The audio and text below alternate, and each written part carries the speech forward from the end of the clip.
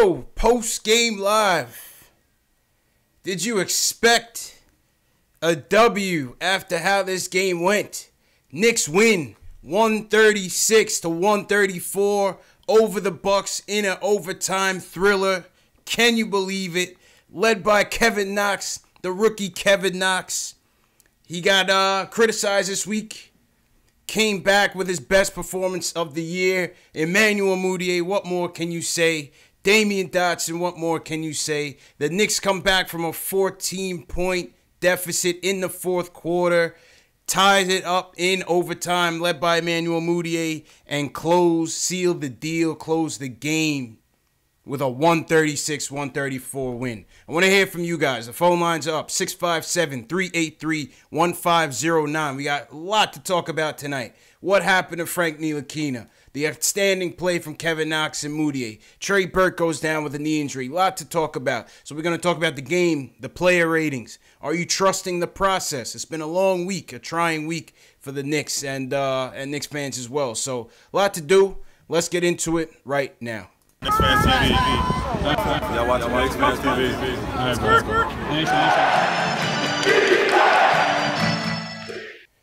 Post-game live, Saturday night Knicks. Early post-game show.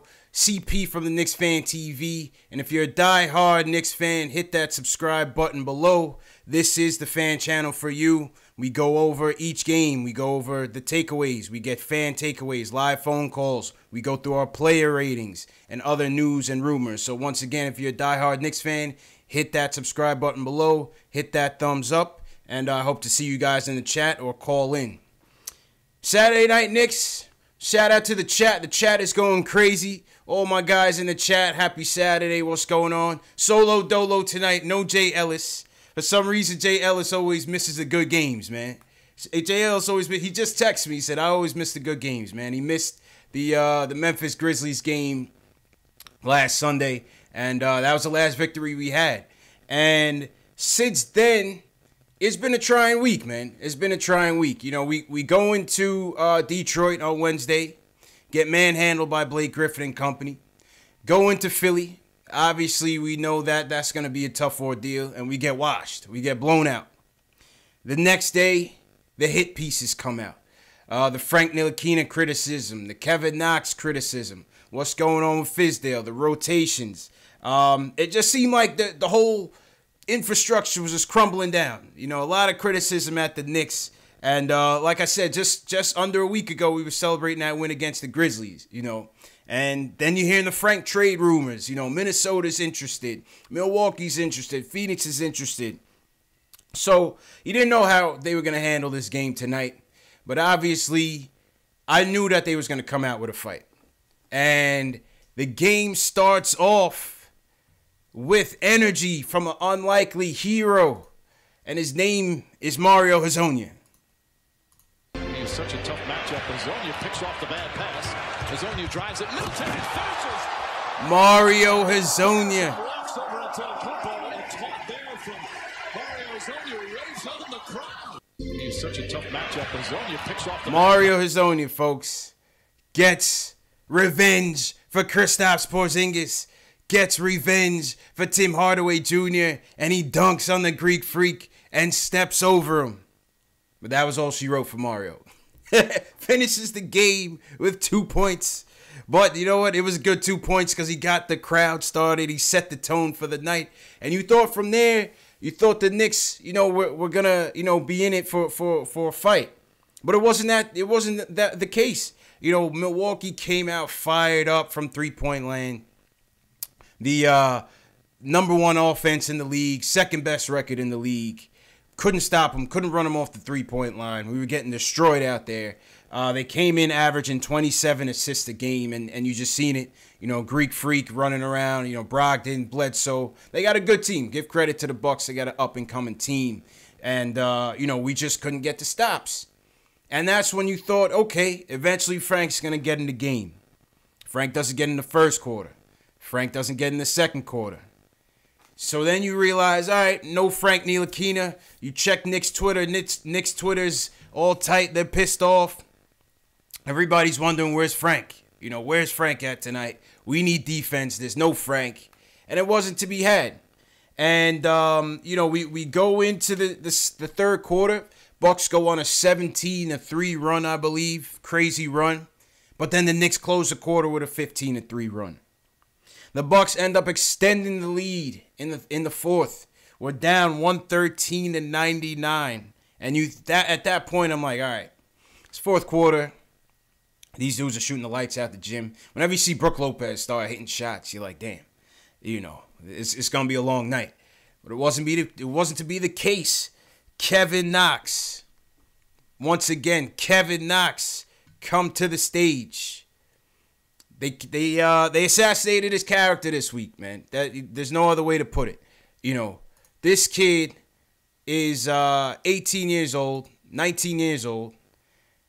Struggling, obviously struggling. We know that. You know what I'm saying? We know that he's struggling.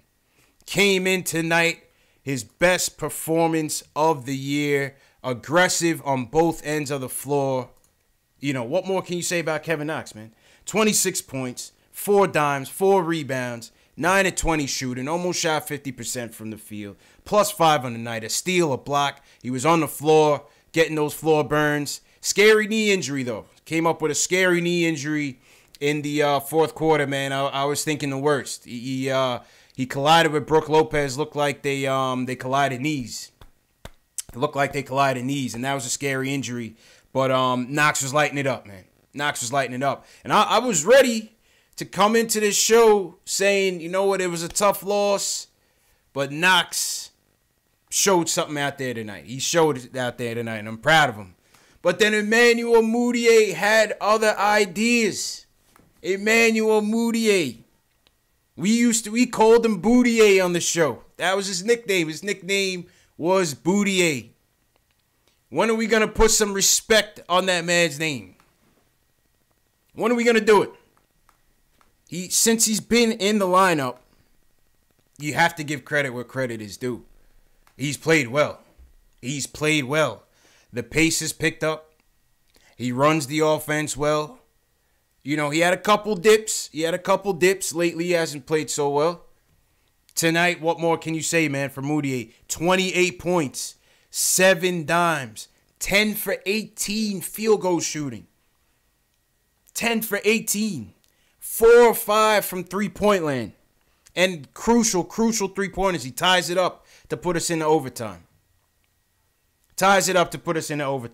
28 points by Emmanuel Mudiay. 15 in the fourth quarter in overtime.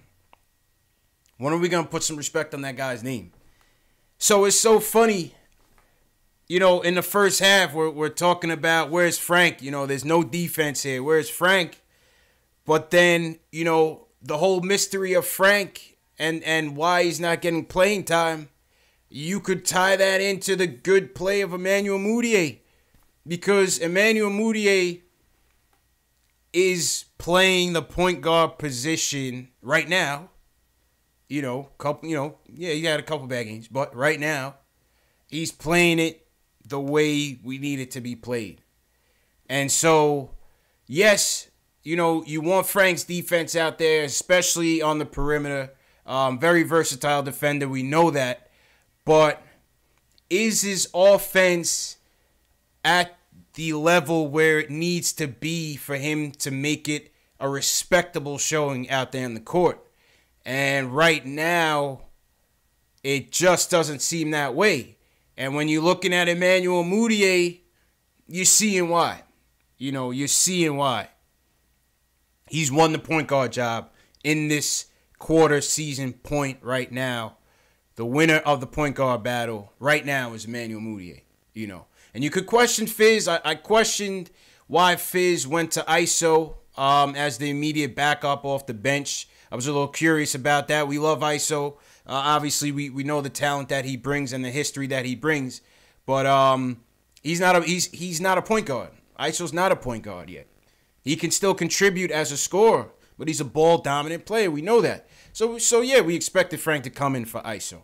Trey comes in. Salute to Trey Burke. He goes down with a scary injury. Thon Maker ends up landing on Trey's ankle. Looked like his ankle was bent. His Achilles was bent. His knee was bent. So Trey ends up going down with, I think, was a sprained knee.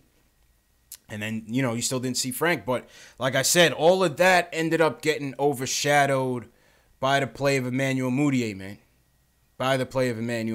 So, like I said, man, I want to hear from you guys. Shout out to everybody in the YouTube chat. We're going to go to the phones. And, yeah, man, I want to hear what you guys have to say about tonight, man. Because, listen, we thought the Pelicans win was the best of the year. We thought the Grizzlies win was the best of the year. At one point, we thought the Celtics win was the best of the year. This one has to be up there. Obviously, they gave up 134 points. It was a shootout, a 3-point shootout by both teams. We shot the ball well from 3. But it's just the best game of the year. What do you guys think, man? What do you guys think? And that's what I want to touch on tonight. Obviously, I want to touch on the big play of Knox and Mudiay. I want to touch on the Frank situation. I want to touch on the Knox and Frank situation in terms of how we're treating the process. Are we trusting the process? I want to talk about that. And yeah, man, let's enjoy this victory. Let's enjoy this victory. And yeah, let's see what you guys have to say on the phone. So shout out to everybody in the YouTube chat. If you're new to the chat, give me a hashtag new so we can shout you guys out. That's the custom of the channel. Shout out to all my guys from Ireland, Darryl Walsh, Alex Collins in here, Ari Rada, what's going on? Sid Leonard from Uptown, what up, Sid? Adam Feltz, Louis Leon, Mateo 914, always in here. What up, Mateo? Mega MMA for life. He says, yeah, the Fury Wilder fight. Yeah, I'm going to catch that later, man. But we're going to talk Knicks tonight, man. So let's start it off. Who's going to start it off for us tonight? Let's go to Doc Ross, the original Mudiay hater. He's got to come to the congregation, man. Doc, what's going on, bro? Hold on. You can't put me in that. You got to come forward, Doc. What's going on, though, man? Doc, you got to come forward, bro. Hey, I was the original hater, but I also was the one that was like, I'm going to buy a jersey. And I was also the first one to say that Frank has lost his starting job. Yeah. So Moody. I said, Moody ain't giving it back. I was the first one to say that. That's a fact. That's facts right there, right? So, and speaking on this, I was looking at Jay Ellis's Nick of Time show. Yep. And that brings me to my point, right? Everybody's talking about faults, right? And I think he was talking about should we trade away Frank, right? Like the difference between Frank and Kevin Knox is Kevin Knox was always shooting, right? He was shooting bad, having some bad nights and everything, but he still wanted to shoot the ball. Frank doesn't want to shoot the ball. He doesn't want to do the things that we need him to do. Yeah. And you saw Kevin Knox, it was only a moment of time before he boiled over and he came through tonight like he did, So, like, as far as, like, what I think they're keeping Frank on the bench because they're actually looking at possible trade possibilities. Because to tell you the truth, if you ask me, if anybody that deserves to be starting right now is Dotson and Mudiay, Yeah. What I mean? Like, if you look at those two guards, they've been putting in work on the defensive end and in the offensive end. Like you said earlier, Mudiay, people need to start putting some respect on his name because every time I listen to this show, everybody's like, yo, get rid of Mudiay. He's playing well, man. He's playing well. Everybody wants Frank to be. He's playing well, and we didn't know what Fizdale. We didn't know why Fizdale was so high on this guy. We didn't know. Exactly. And everybody. He's proving it, man. Go ahead. No. I was going to say, everybody wants Frank to be a project. You have to understand something. Mudiay was drafted 2 slots in back of KP. Porzingis. That's right. So maybe Mudiay was a project, right? And maybe Mudiay needed to change city. Hey, maybe Frank doesn't fit in our system, And I'm like, look, why aren't we giving Frank the same leeway? Because it seems like, we look at guys like now we praising Mudiay when he was Mudiay. Now we praising Vonleh when this summer, y'all can check the video. This summer, y'all trashed Noah Vonleh. I had a live stream summer when we signed Noah Vonleh. People in the chat was like, why are we talking about this guy? This guy is trash. Yo. So why are we giving this guy Frank that same leeway? That's my question. I know why we shouldn't give Frank the benefit of the process. Yeah. You have to understand something. They're all young, right? Yeah. And like the fact that like Mudiay and Porzingis came out at the same time, Vonleh is showing improvement. Like you're kind of like jumping ahead of the process. So we ain't got to wait for them because now they've been in the league. They know what it's like to get tossed around. Same thing with Burke. He knows what it's like to get tossed around. So it's like, hey, now they're starting to develop.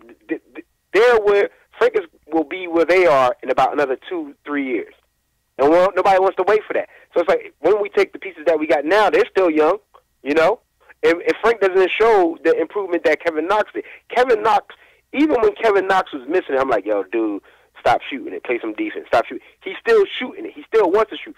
Frank will have 1 or 2 good moves a game and then stop shooting it, you know? I think his confidence, his confidence is shot, man. His confidence is shot, but it doesn't mean that we got to bail on him. You know what I mean? Don't mean that we got to bail on him. Well, let me ask you a question, CP. Right? Yeah. Did it ever cross your mind that maybe he can't handle the New York? Everybody keeps talking about the New York media in the town. Of course. Maybe he can't handle it. Of course, but listen, this town isn't built for everybody, man. This town isn't built for everybody. It's a special type of player that can succeed in New York. It's not just a star player. It's not just the glitz and the glamour. You have to have thick skin. You know what I mean? And Kevin Knox, Frank, they're starting to see that now. They're 19, 18, 20, 18 years old and getting assassinated. They got assassinated this week. Here's my next question for you then. Yeah. Here's my next question for you. So how long do we have to wait to see if Frank is built for this town? I'm willing to give him time. I'm willing to give him time, man. We have free agency this summer too, right? Yes, yep. So we're going to have to get rid of somebody. So would you rather say like, okay, Mudiay's been in the league the same time as KP, let's take a shot at Mudiay, or you want to wait a couple more years and say like, okay, let's see how Frank develops? Because we got to keep some people, and we can't keep everybody. I mean, like we said, like last show. You can't keep everybody. You have to prioritize. The first priority is going to be Kevin Durant, whether or not it's realistic or not. The first priority is going to be Kevin. Yeah, true. I could see it, you can, and I hate, thinking so far ahead, but you have to think guys like Mudiay, guys like Vonleh are plan Bs. You know what I'm saying? They're plan Bs. Like, you're going to shoot for Kevin Durant. You're probably going to shoot for Kawhi Leonard. You're going to shoot for Klay.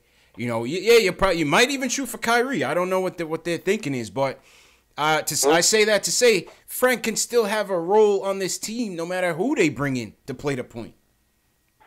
You know what I'm saying? I'm just saying it's hard to. I feel you, and it's hard. But I'm saying it's hard to have him as a role on his team when everybody else is just outshining him.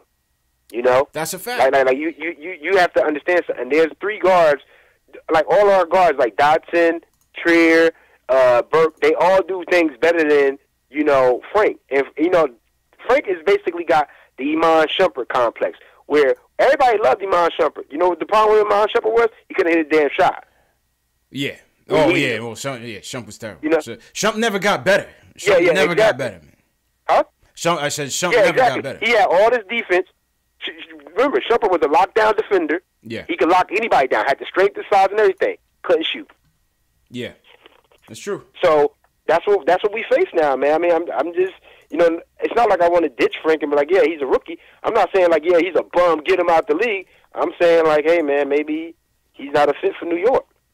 I mean, listen, it's maybe possible. It's possible. I can never say that that's not possible. You know what I mean? Anything is possible. Yeah. Anything's possible. Exactly. All I'm saying is I'm going to give it time before I cast judgment on him because he's so young. He's so young. You know all right, so I will ask you this because you asked the question at the beginning of the show, so I'm going to ask you this question again, too. Okay. So when are we going to start putting respect on Mudiay's, name? Because Mudiay is not giving up that starting job back to Frank. I don't think so. How long Mudiay got to play like that in order for us to be like, yo, Mudiay's our starting point guard. So. We're moving on past Frank. I don't think so, and appreciate the call, Doc. I'm just moving some calls, so we got a lot of calls in the queue. No problem, man. I don't think Mudiay's going anywhere in terms of being in the starting lineup. I think ultimately Fizz has to see that Mario Hezonja, yes, thank you for dunking on Greek Freak a little bit. It wasn't a poster, but it was nice still. Thank you for doing that. But that's all he gave us tonight. And then you look at my next guy who continues to be maligned in this rotation, but when his name is called, he delivers, and that's Damian Dotson.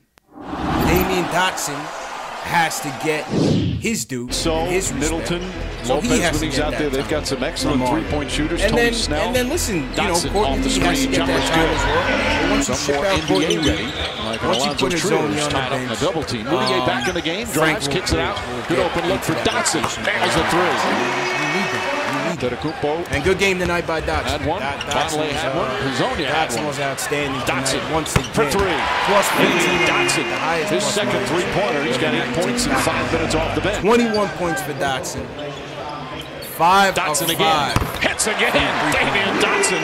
3 for 3 from downtown. 7 and 9 Trier overall. stops 5 the three. rebounds. I mean, what more do you want from Damian keep it Dotson alive, and he does. to not understand Middleton, that he needs lackadaisical, to be going for the rebound. Dotson for 3. fixture in this Damian rotation. Dotson 4 for What do you 4 want? from downtown. What more do you want? 14-point lead now by the Bucks.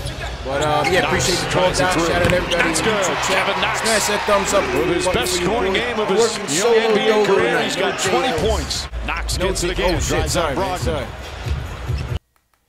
Oh, my fault. Completely. I had the volume up on the Dotson highlights. But you know what I was saying was, and I had the volume up on it, is what more do you want? What more do you want from Damian Dotson? He's giving you minutes on both ends. 21 points, plus 15 on the night. 5 of 5 from three-point land. 7 and 9 overall from Dotson. What more do you want from Dotson, man? You know. And my fault on the volume. I heard the Dotson volume was up. I couldn't hear it on my end, so apologies for the for the volume on that Dotson. But yeah, smash that thumbs up on the video. If you're a diehard Knicks fan, make sure you subscribe. All right, let's go to Matt in Florida. He wants to talk about the key defensive stops tonight. Matt, what's going on, bro?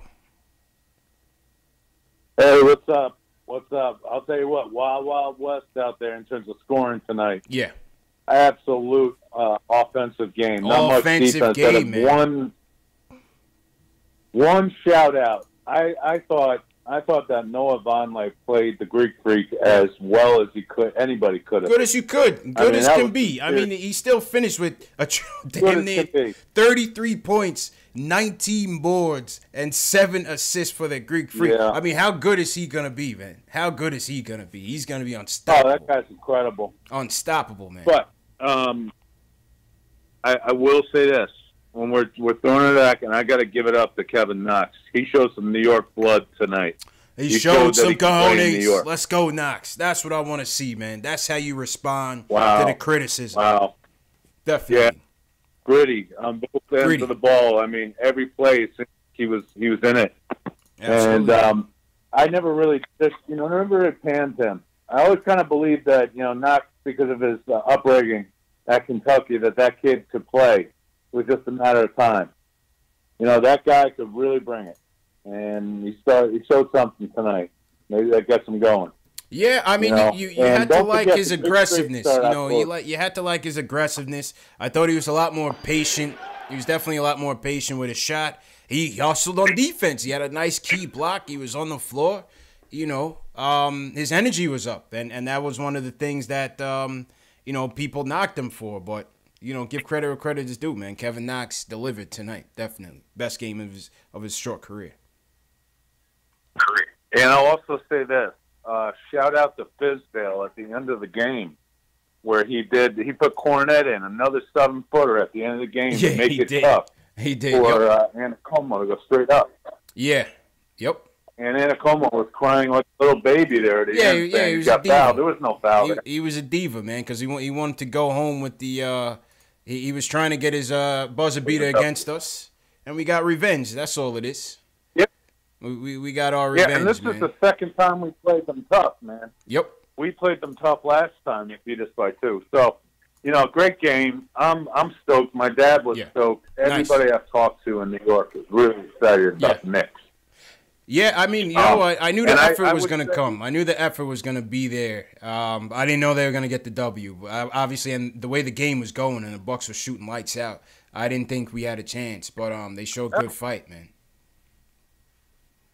And I'll end on this because I know you got a lot of callers. Yeah. But I love your show, man. And I will say this. I'm not giving up on Ntilikina. I heard what what was his name, Doc Ellis, that guy before me. Yeah. I mean, he might be right. We need to see what Ntilikina can do. Just like Knox got off the schneid tonight and responded.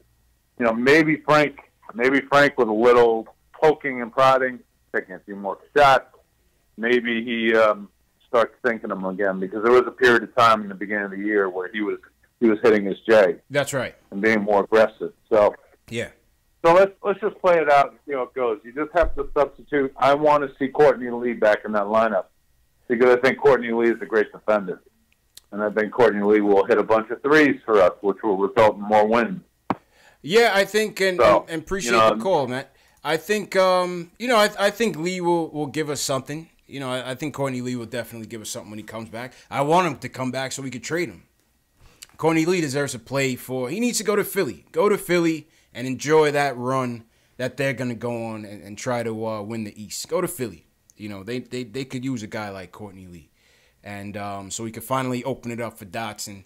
Dotson doesn't have to look over his back anymore. And, it's a tough trade. It's going to be a tough trade. But we got to get that done. We got to get that Courtney Lee Philly trade done, man. You know? Let's see. We got 350 people in the chat. Shout out everybody watching on a Saturday night. Nathan L. from Las Vegas. Shout out, Nathan. We had somebody here from Mississippi. Like I said, we got people all over the world watching, so shout out to everybody. Make sure you guys are subscribing to the channel. This past Thursday, I streamed the interview with ISO Zoe at the Stand Soho store in Manhattan. That was an interview with ISO Zoe and the legendary journalist Russ Bankston from Slam Magazine and Kicks Magazine. So check that out. That's on my channel as well in the top right. Also in the top right is the fan poll. Vote in tonight's fan poll. What did you think about the Frank situation? Let me know what you thought in the poll. And we'll go to the results after at the end of the show. Shout out Nick Reyes. Nick Reyes was at the game live. Shout out to Nick. Shout out my guy Terry from the Terry and Trey show. He was also at the game live. Me and Terry this morning we recorded our quarter season report, where we gave our good, the bad, and the ugly. And you guys can see that tomorrow. I'm going to premiere that tomorrow, the quarter season report, and that's featuring Terry from the Terry and Trey show, Jonathan Macri from the Knicks Film School, and Alex Wolf from Posting and Toasting. We had a great hour-long conversation kind of breaking down the season so far. So I'm going to release that tomorrow night at 8 p.m. Eastern for those of you interested. Let's go back to the phones. Let's go to, appreciate it, Matt. Let's go to Mike from New York. He wants to talk about the Frank situation. Mike, what's going on? Hey, what's up, bro? How you feeling, bro? I'm good. How are you? So, if the Knicks had to trade Frank, where do you think he would go, or what do you think? What would you want from him in trade? I mean, it's a low value right now. We're not getting anything from him. You know, we're not getting anything from him. So yeah, I saw. Yeah, go ahead. I saw this thing. It was like they want like a few first rounders, or like an established play for Frank, but like he hasn't done anything in the last few games. So I was like, yeah, they're probably not going to flip him until next season because they're going to keep those standards so high for him. Yeah, I appreciate the call, Mike.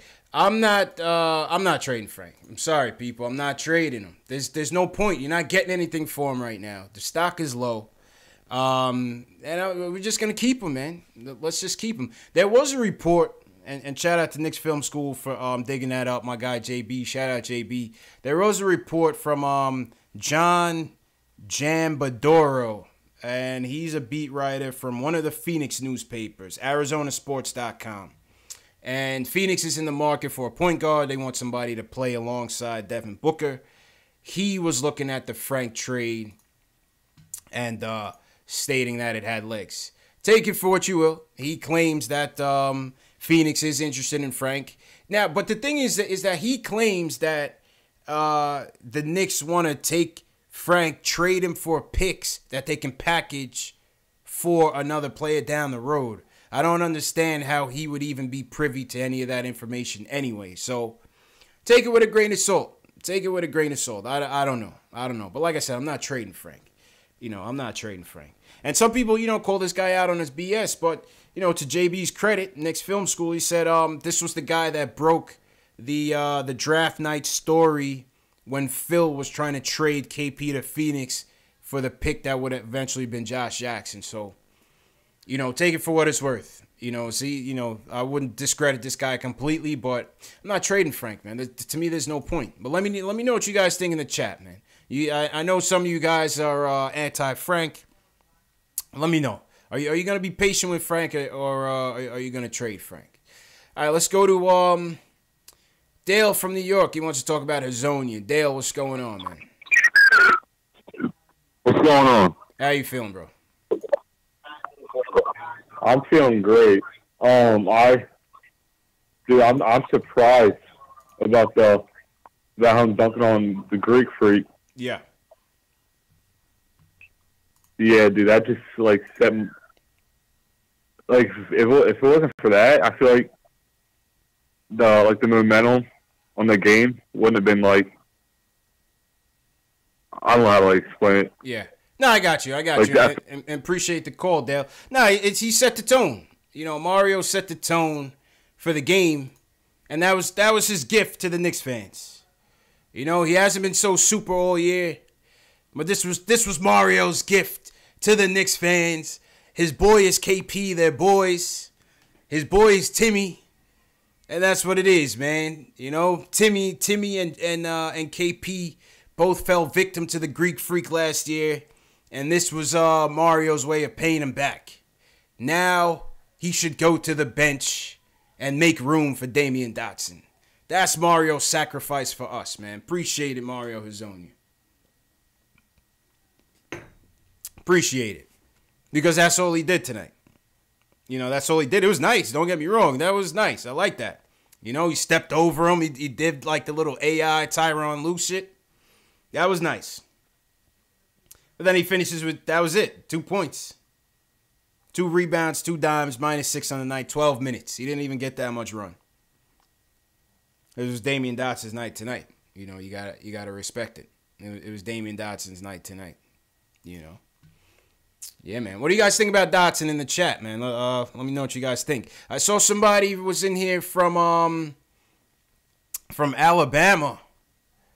Alabama in the building. Big win for this guy. Well, I don't know why you're not watching Crimson Tide post-game, but appreciate you for watching my post-game.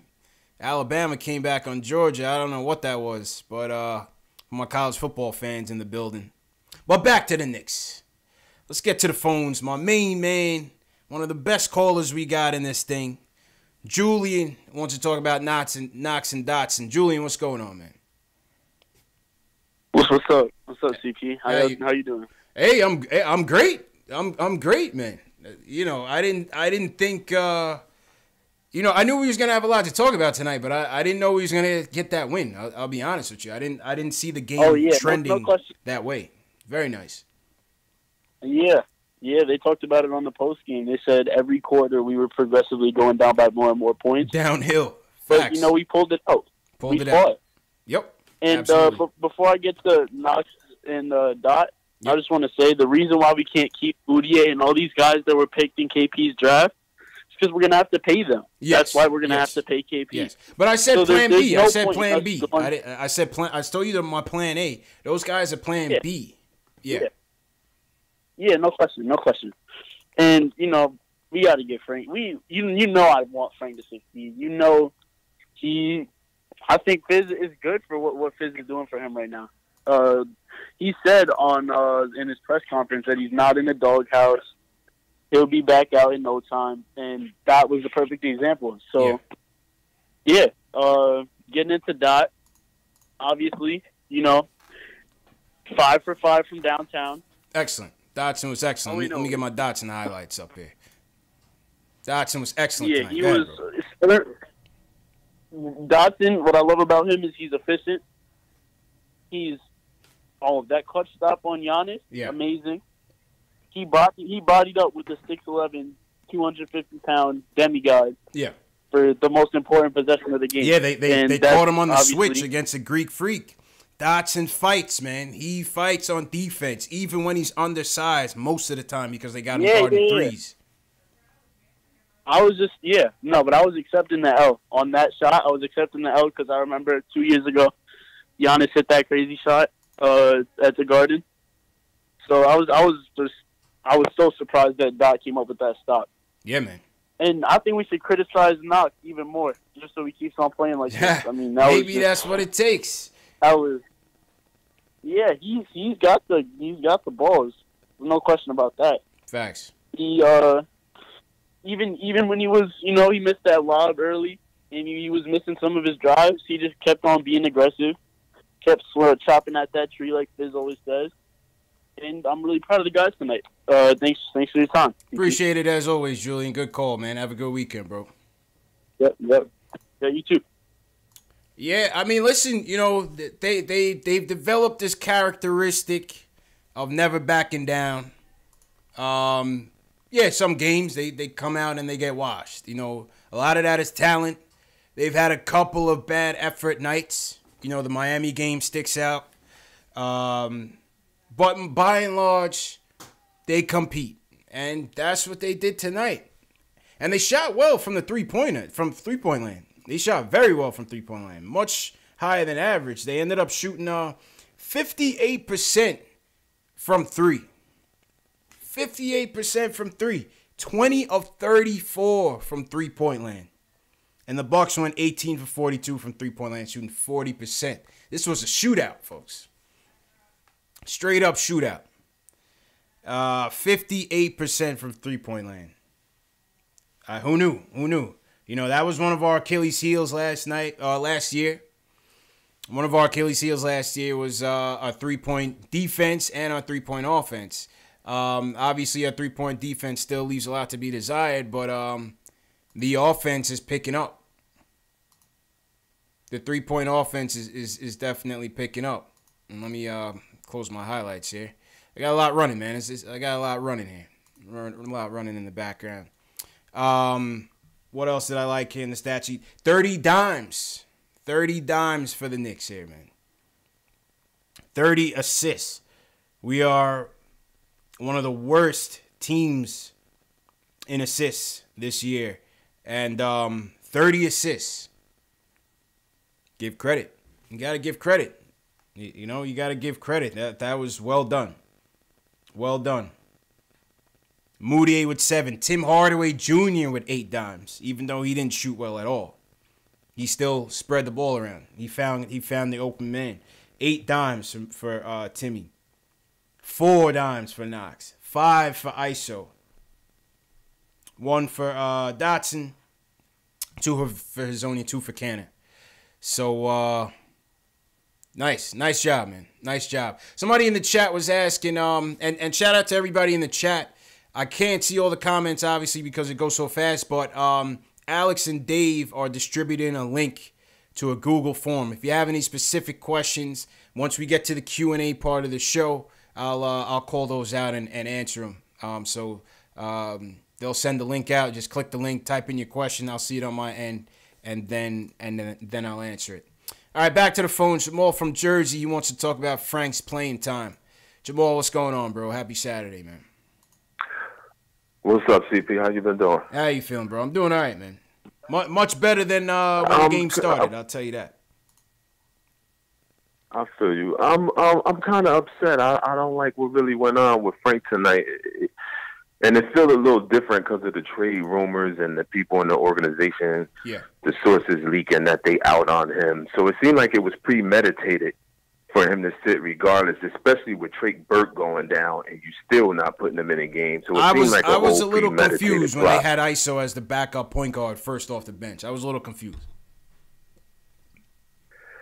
And it kind of throws me off, like we bringing in all of these other retreads from other teams that was once lottery picks, and our whole theme of the season is development, and you can't take the time to develop your own, but you could develop the other guys that ain't even going to be there, and Hazonia just wasting a starting spot, and he's wasting our time now. Move Rivers to play. Like what are we doing? I hear that. Well, my hope is this. My hope is that ultimately Fizdale will lock in a rotation, lock in a starting lineup, and go with a set 10, 11, maybe 12 in the rotation, And part of that, you know, hopefully includes Frank. But we have a lot of guards that have to play. You know what I'm saying? Mudiay's playing well. How do you take him out? ISO's playing well. How do you take him out? Trey's going to be out for a while, so obviously that puts in a spot. So Trey's out. So I gave you Mudiay, I gave you ISO. Courtney Lee has to play. He's got to get traded, right? He's got to get out of here. Dotson. Who am I forgetting? What other guards am I forgetting? Frank. I understand what you're saying, and trust me, I'm with you. Mm-hmm.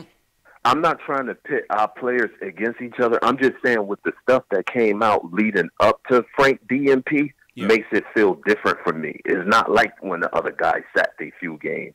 You didn't hear the organization and the leaks and the possible trades and all of the stuff that we somehow hearing now about Frank. It's tough. It's tough, man. It's tough. You know, like I said, the kid, he's only 19.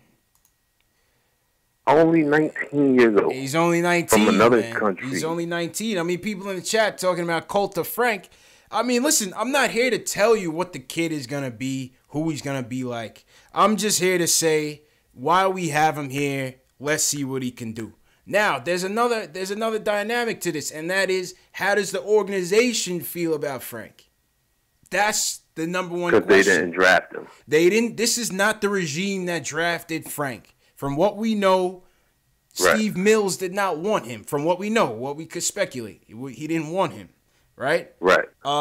Perry came in, and what he do? He brings in Mudiay, right? What else does he do? They bring up Trey Burke. He's beasting in the D League.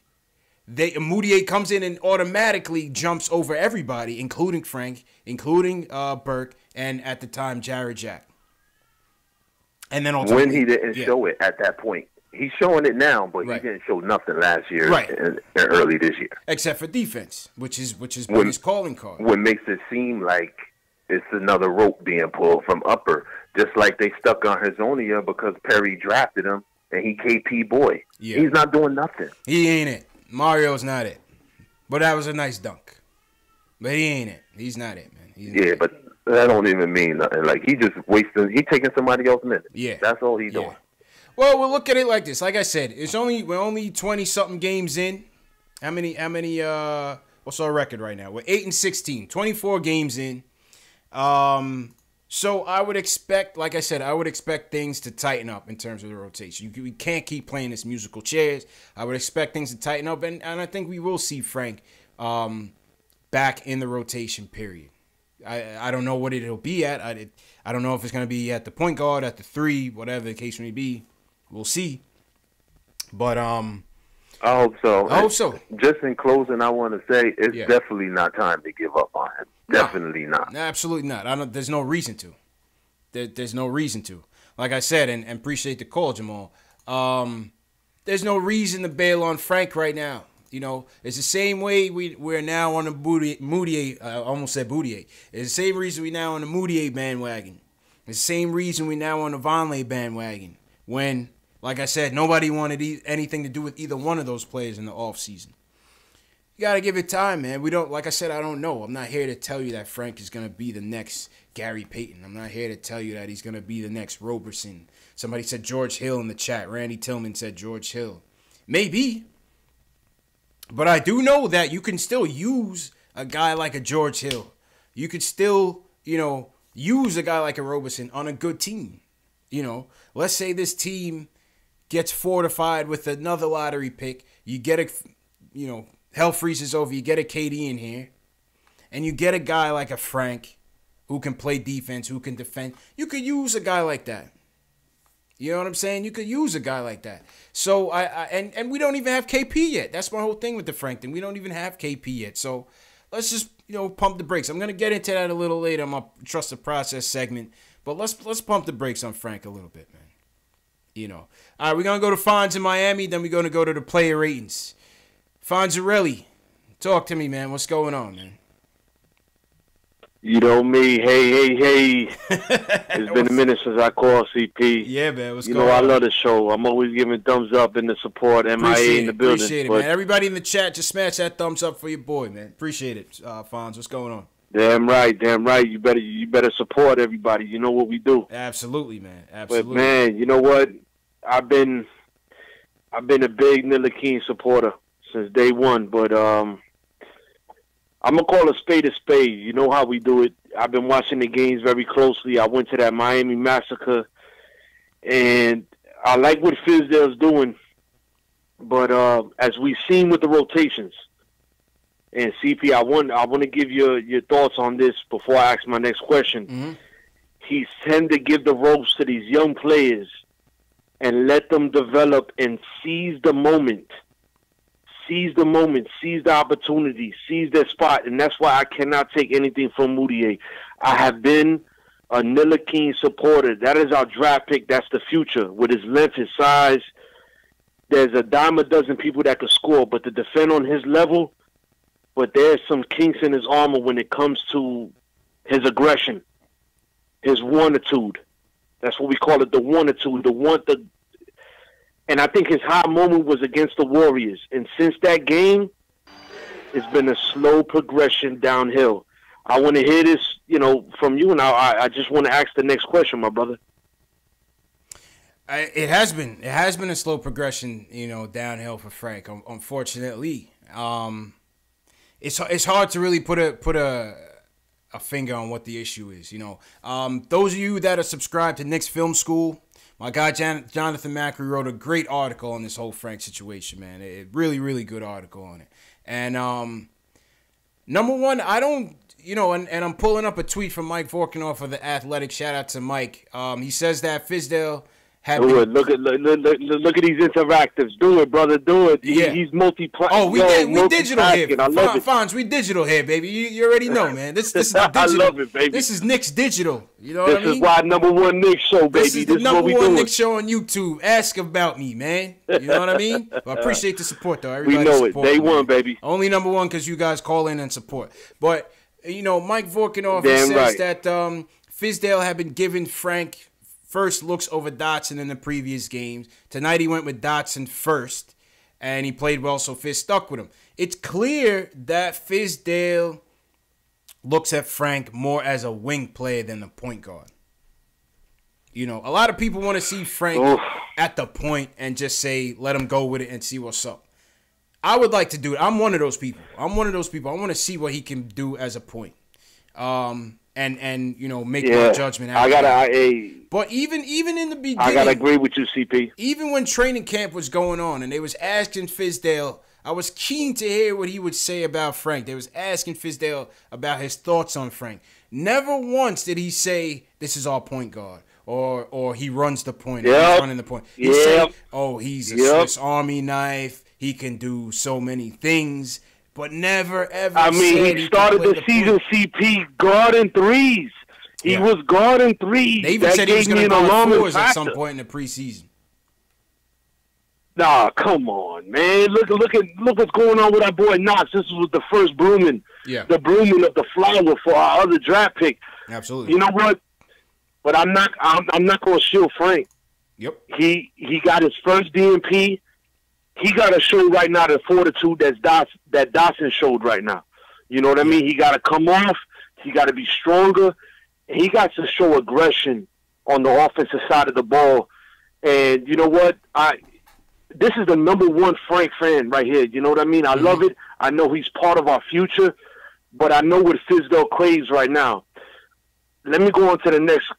Before I even go on to the next question, first of all, Hazonia, that wasn't even a dunk on our boy, the Greek Freak. Yeah. I'm not going to dethrone that what Vonleh did on Jason Allen and what my boy Mudiay that has earned my credit during the last couple of games when he snuffed. Yeah. Come on, when he's defying, I call him the Mudiay, when he's defying the critics and he went and snuffed.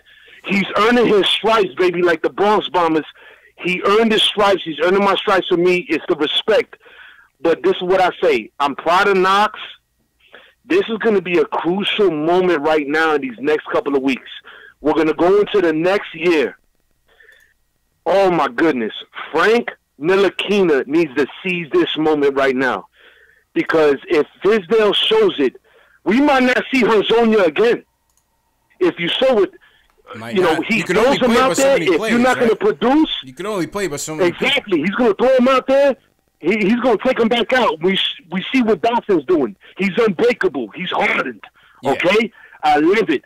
But I'm going to tell you right now, we need to know what the future is right now. I do not want to give up on Frank. No. I do not. Okay? I want to give him his minutes, give him his run. I love what's happening with the development. And you know what, Knicks fans?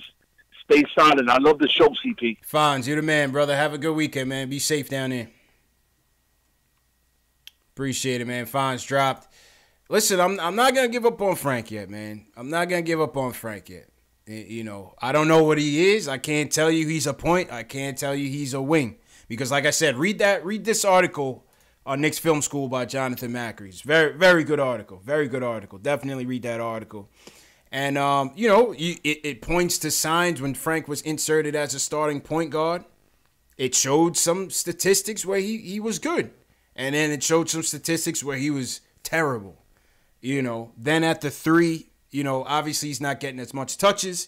If he's coming in with ISO, if he's coming in with Burke, he's not getting the ball as much. You know, it's a lot. It's a lot with this Frank thing, man. Delano says he needs to be reactive instead of cerebral when it comes to his shooting. You know, Clyde even says it. Every time he's shooting the rock, Clyde says, you know, he's thinking out there. He's thinking out there. So let's just give the kid some time. Frank will be all right, and we'll be all right, man. You know, we'll definitely be all right. So, yeah, man, we're going to get to the player ratings. Shout out everybody in the chat. Mateo914 says Knicks Film School's great site. Yo, those are my boys. Support them. Definitely check them out. Shout out JB. Like I said, I got a tomorrow night I'm going to debut the quarter season report. And that was featuring Jonathan Macri from the Knicks Film School, Terry from the Terry and Trey Show, and Alex Wolf from Posting and Toasting. So we had a good convo this morning, man, and I'll drop it tomorrow night so you guys can get a chance to watch it.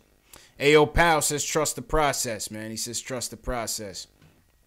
Let's get into the play ratings real quick. I see Powell on the line, Just, Adam, Austin. We're going to get to you guys. Nathan Yaron, we're going to get to you guys.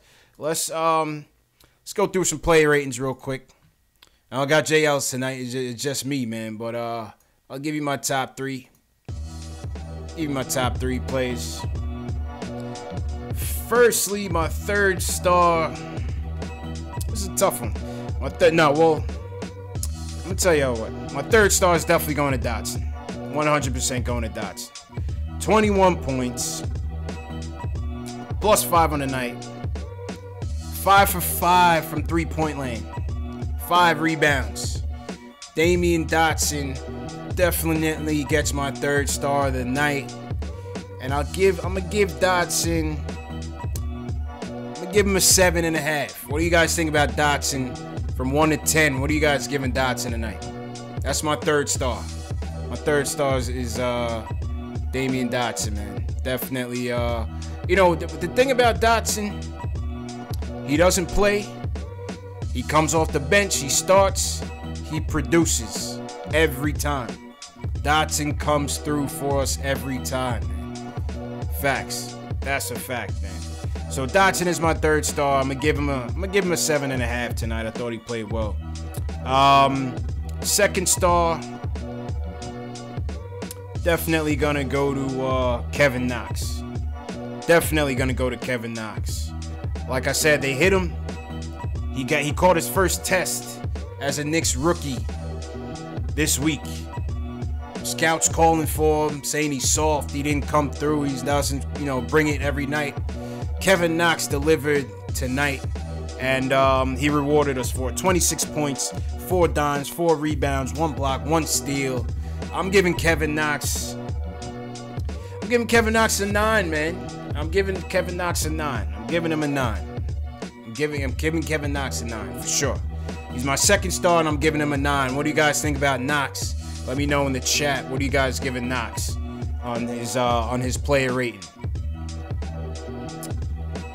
Somebody said I need 4 stars tonight. We're gonna get to the honorable mentions for sure.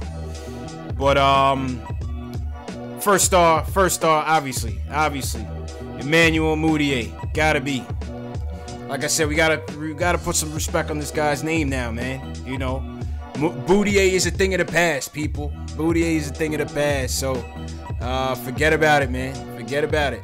Emmanuel Mudiay, 28 points, 7 rebounds. Clutch. It's crazy, right? It's crazy, man. It's crazy to think about. This is a guy that we wanted off the team as early as a month ago. You know, and Emmanuel Mudiay, 10 for 18 tonight. 10 for 18, 4 or 5 from the three-point land for Mudiay. I mean, what more can you say, man? So I'm going to give Mudiay, I mean, I got to give him a 10. I got to give Mudiay a 10 because, you know, he tied the game. He tied the game for us. 15 points in the fourth quarter in overtime. You know, what more can you ask for from this kid, man? 15 points in the fourth quarter in overtime. You got to give him a 10. He won the game for us. He won the game for us, man. You know? He deserves it. I got to give him a 10. I got to give him a 10. What do you guys think? Let me know. Johnny Ramos said I told you. It's a 10. It's a 10. Quality of opponent definitely matters. Quality of opponent definitely matters, right? So, you know, it definitely matters, man. It definitely matters. He saved the game. Mudiay saved the game, man. The Bucks are the second best team in the league. Number 1 offense in the league. It's a 10. That's a 10, man. That's a 10. What do you guys think? What do you guys think? Who are your 3 stars of the night? Who are your 3 stars of the night, man? What do you guys think? All right, let's go to the honorable mentions. I know a lot of you said there were a lot of more unsung heroes tonight. And let's go back to it. Noah Vonleh, come to the stage. And you ever notice whenever Noah Vonleh starts the game off hot for us, we typically win. Noah Vonleh, once again, I thought he started the game off with like 7 points. And he started the game off with 7 points. And finished with 15, 5 boards, 1 dime, 1 steal for Vonleh. He was good, man. He was good. He was definitely good. And, you know, listen, all credit where credit is due. Greek Freak is going to be a... He's top 3. Greek Freak is top 3, you know, automatically. So, you know, but I thought Vonleh's defense... He hustles. Vonleh hustles, man. He delivers on both ends of the floor. He hustles on both ends of the floor, man. Both ends of the floor. So I got to give Vonleh honorable mention, absolutely. The other honorable mention, you know what? Even though he didn't shoot too well, I'm going to give Timmy an honorable mention with 8 dimes. I'm gonna give Timmy an honorable mention with 8 dimes because he didn't shoot. He shot terribly. He took an atrocious shot in the fourth quarter that almost lost us the game. Timmy played well. Timmy. He got the open man. He was unselfish still, even though he took 20-something shots. You know, he was, like I said, the shooting wasn't good. 8 dimes. I gotta give Timmy honorable mention as well. So Vonleh and Timmy get honorable mention. My 3 stars go to Dotson, Kevin Knox, and Emmanuel Mudiay. So yeah, man, that's the play rating tonight, man. Let me know what you guys think, man, in the comments, in the chat. What do you guys think about the player ratings tonight, man? Who are your standouts? What would I give Fizz tonight?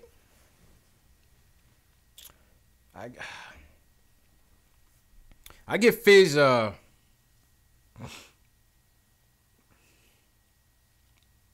give him a 7. I give Fizz a 7.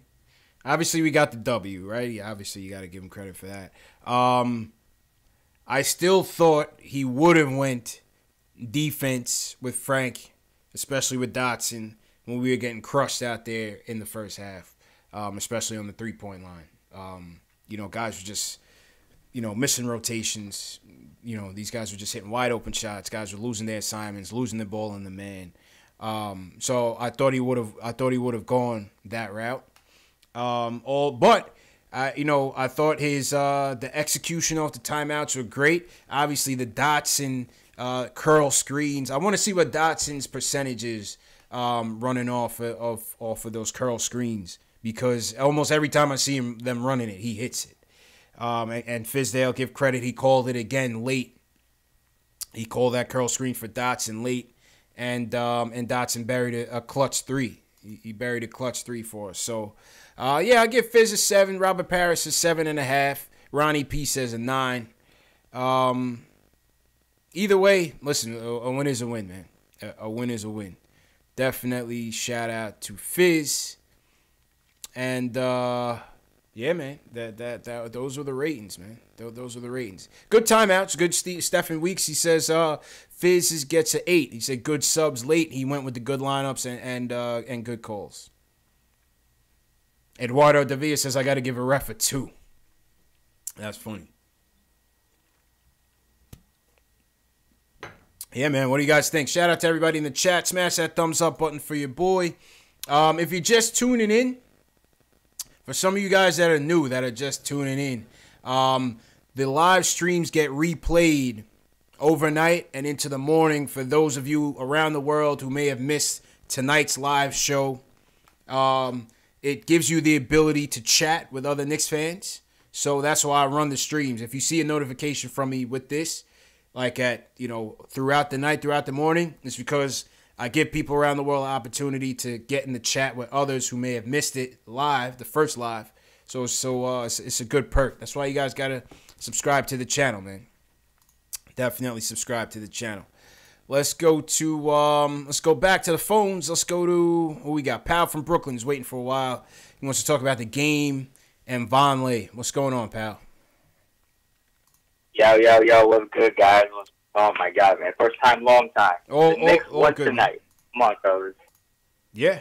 Knicks win. Knicks win, man. Absolutely. The Knicks win, man. It's amazing, man. Like, we gotta overlook. There's so many things in this conversation that we gotta take a look at. That if you look at the stats, Giannis had to play all 42 minutes.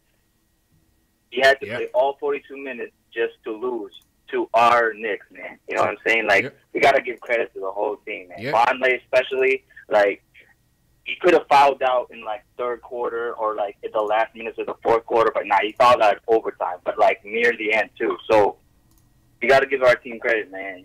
Like, Frank, I don't know what happened to Frank. I think somebody mentioned something in the chat about what they know what happened to him. But who knows? He just didn't play. He just didn't play. Fizdale felt like he went with the best guys, and he just didn't play. So, all right. Yes, I mean, I think every game is a gamble with the lineup. You know what I mean? Like when you're coaching, you almost have to think it's a gamble. But the right people played tonight. We gotta give them credit for tonight. That's right. Like they played the number 2 team, and they played Giannis, and Giannis has to play all 42 minutes, and they still lost. So, props to the team, man. That's a fact, pal. Appreciate the call, man. Appreciate the call. Yeah, I agree with you on all counts, man. Appreciate the support, too, man. Oh, that's you in the chat, too, right? All right, awesome. All right, shout out to Pal. Appreciate the call. Eduardo Davia, appreciate it. Appreciate the compliments. Somebody just subscribed. I missed that name who just subscribed. I appreciate the subscribe. If you guys are watching, I see 300-plus people in this chat. Hit that subscribe button below. Like I said, if you're a diehard Knicks fan, we do post-game fan reactions after every game. We take your live phone calls. We do player ratings. We check Knicks Twitter, see what's going on out there. News, rumors, everything, man. So it's a great experience for the Knicks fans worldwide. I appreciate the support thus far. Once again, if you're watching and you're new, give me a hashtag new so I can shout you out in the chat. Always love to interact with the fans. Ernesto Duverge, what's going on? Mad Mars, what's going on? Bradley Reed, shout out Bradley Reed. Randy Tillman, I see you. Agent Super Argo, what's going on? Rick War 82. Anthony Weary said it was a very tight game for them, and most of all, they needed it. Go Knicks. Very happy for the young Knicks. Yeah, I'm happy for them, man. Happy for them. Jabroni, what's going on? Illmatic, shout out to Illmatic. Gary Miller, I see you. Coach East Carter. Jeremy, my Long Island brother, what's going on? Big Shaqs is mad callers tonight. Yeah, you know when we win, everybody wants to chime in, man. When we lose, you don't see nobody, man. Nobody comes through to the show when we lose, man. Just, what's up, man? Justin Brooklyn, what's going on? CP, what's going on, brother, man? How you doing, bro? How you doing? I'm feeling good, man. Yo, tonight's game was lit. L-I-T, bro. Tonight was a crazy game, man. Indeed it was, man. Big, bro. That was a huge win for the team, man. Like, I'm looking at it. What I'm seeing out there is that down the stretch, bro, between Timmy, Mudiay, and if you throw Frank in there, like, we starting to figure it out on that pick and roll, man. We starting to get those stops and turn it offense into defense, bro. What you think about that? Yo, you know what I like, too, in terms of defense? I liked every time Money Mitch and the Greek Freak were clashing heads. Yo, I loved it, man. Because Money Mitch, you know, he's athletic, but he's raw. You know what I mean? So he's doing his best out there. But him and the Greek Freak, you know, it's like two worlds colliding, man. And watching a couple years, man, that's gonna be a great matchup. That's gonna be a great matchup, man. Bro, Money man, Mitch, listen. he'll be able to guard him. Yeah, that's a fact, man. Listen, Perry and them, they brought in 3 dogs. We brought in Knox, who got tough skin, Trey, who's a scorer, and then we got that boy Mitch, who's just a raw dog. And he be out there talking to himself, bro. I don't know if you be peeping, but Mitch be talking to himself. Yeah, hyping himself up. Mitch is a gamer, man. Mitch is a gamer, man. I love his attitude, man. Once his game catches up to his attitude, man, Mitch is gonna be a problem. He's a goon. Above the Rib says he's a goon.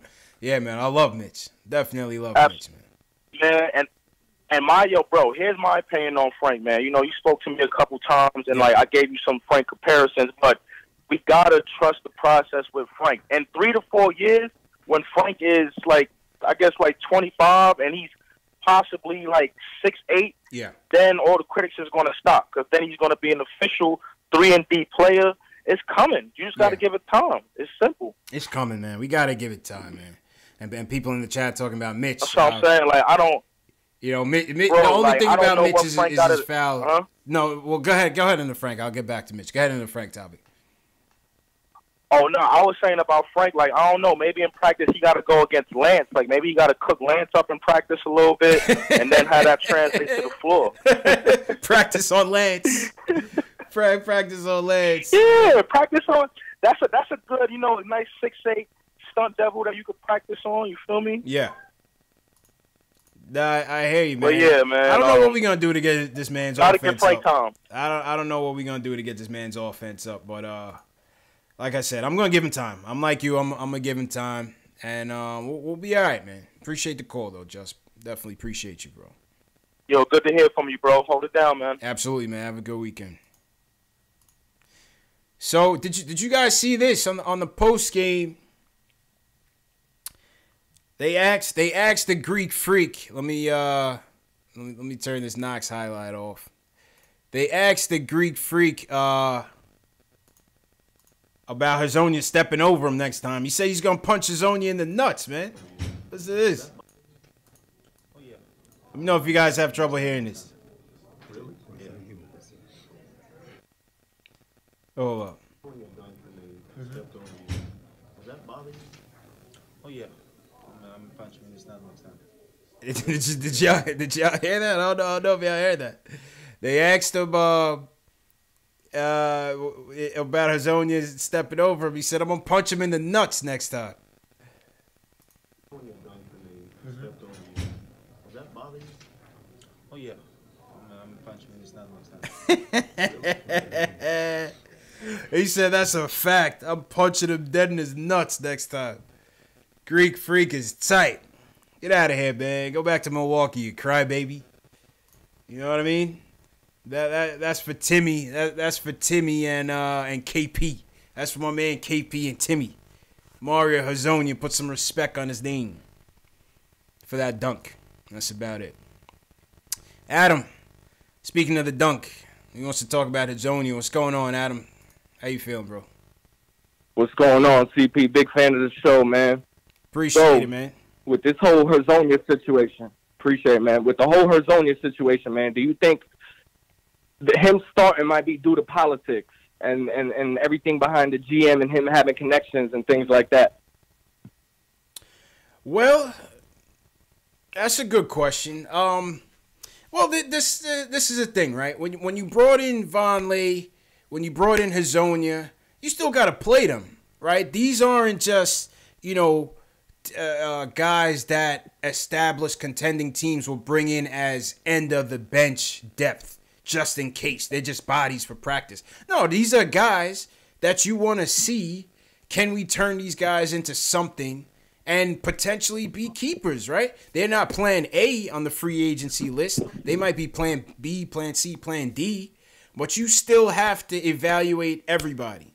You still have to evaluate everybody. Definitely. So even Hezonja, we give him a hard time. I give him a hard time as well, but he still has to get a look because he's here on a 1-year deal. He's 22 years old. You want to see if you could rejuvenate him from Orlando. They got rid of him. He was trash. You want to see what you could do with him so that by the end of the year, you make the decision on him.